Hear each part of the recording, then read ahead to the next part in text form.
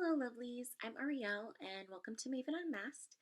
Today, we are going to cover part 5 in my House of the Soul Tarot Spread videos. Today, we are going to cover the library, the study. What knowledge have you learned in 2015, and what knowledge from 2015 do you need to carry with you into 2016? So, let's take a look. So, this is the library, this is the study. What books are on your shelf? What is in the library of your life? What knowledge did you gain this year? Okay. So the card I got in this position was the Ace of Wands, but the Ace of Wands reversed. So I will show you the proper way. This is the Shadowscapes version. This is it reversed. And this is the Rider-Waite-Smith version. And this is it reversed. Okay. So to me, in the position of the library, this speaks of a need to have patience, a need to learn not to take action so fast, to kind of wait and see how things play out. Upright to me, the Ace of Wands is take action now. It's that passion, it's that strength, it's that fire burning within you. But reversed, I feel like it's a need to just make sure all your ducks in a row, take everything into account. Don't rush into something blindly. Make sure you have all of the facts. This year you may have, been so excited about something that you just dove headfirst right in, without kind of looking what was below your feet. And sometimes it's good to take a leap of faith, but other times, you have to listen to your intuition. Sometimes it's better to wait and listen to the facts. Don't go against what your gut is telling you if it's telling you you need to wait. Sometimes our ego likes to cause us to charge forward like the chariot, when we really just need to slow our pace and be quiet for a minute and introspective, kind of like the hermit. To me, seeing the Ace of Wands reversed, it also makes me think of a stick in the ground. Maybe we learned a little bit about being stagnant this year, about the fact that we maybe have been uprooted and we need to become regrounded. Maybe you've been flying so fast around, you've kind of lost your footing, and what you feel is your what keeps you grounded, what keeps you down to earth. I feel this is a need to get back to center, to determine what makes that fire burn within you. I also feel that, at least from what I see in the Shadowscapes version, it makes me think about lower chakras, that root chakra, that beautiful red, that sacral chakra, that gorgeous orange, the solar plexus chakra, that bright sunshiny yellow. I need to work on those feelings, on being secure and learning to control our willpower and put it towards the right actions.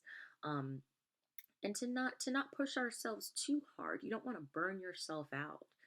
That's why I say, slow and steady wins the race sometimes. It's not, life is not a race. It's really not. You can go at your own pace. Don't tire yourself out. The finish line will still be there. But again, about grounding yourself and working on feelings of security, of safety, of your willpower. Maybe you've experienced a bit of a lack of creativity this year, but you had to learn how to bring that out, how to remanifest that. Fire is all about creation and destruction. It's about rebirth, regeneration. What has caused you to rise from the ashes? What can you take from previous ashes to build anew? Um, I also I also think that, this is about standing in your own power, about, learning when it's okay to say no, um, standing in your truth, following your dreams and getting clear on them. I also see this as a need to get clear on things before you take the charge forward and move ahead. Okay? Let's see what other notes I have here.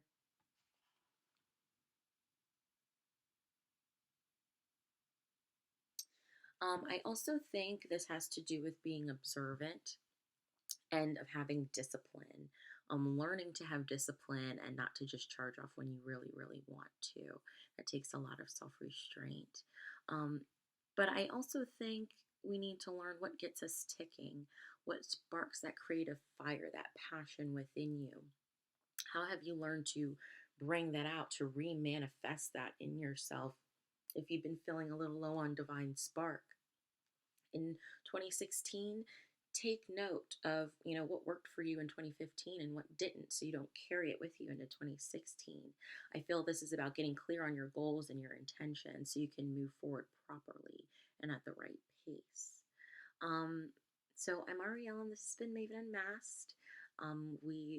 We've been through the chimney, we've been through the basement, we've been through the kitchen, we've been through the living room, and now we're to the study. There's only two more rooms left in the house, and I'm really excited about this. I hope you all are enjoying this.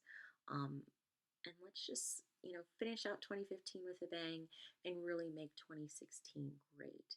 But remember, it's important to have discipline. What have you learned this year that can relate to the concept of the Ace of Wands or the Ace of Wands reversed?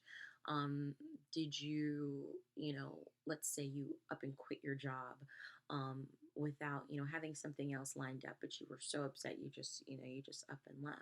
You were excited about something, ready to start something else, and it didn't really quite pan out. Um, Maybe you should have, thought things through a little bit. I know when that fire is burning underneath you, you want to take charge, but sometimes it's better to just sit and wait for things to happen. Um, the universe has your back. It's important to have patience. I know I struggle with patience. Um, and I also think these cards can kind of speak of procrastination,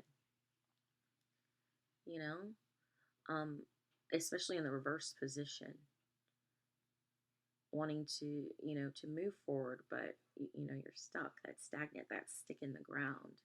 um, Somebody just needs to come along and pick it up. It's not going to be any use of a wand if it's just stuck in the ground. Might as well just be a fence post. But anyway, thank you guys for watching. Stay tuned for the next video, which will be the master bedroom. So we'll see what's been happening in your love life for 2015 and what you can expect for 2016. Again, I'm Arielle, and this has been Maven Unmasked. Stay lovely, lovely ones.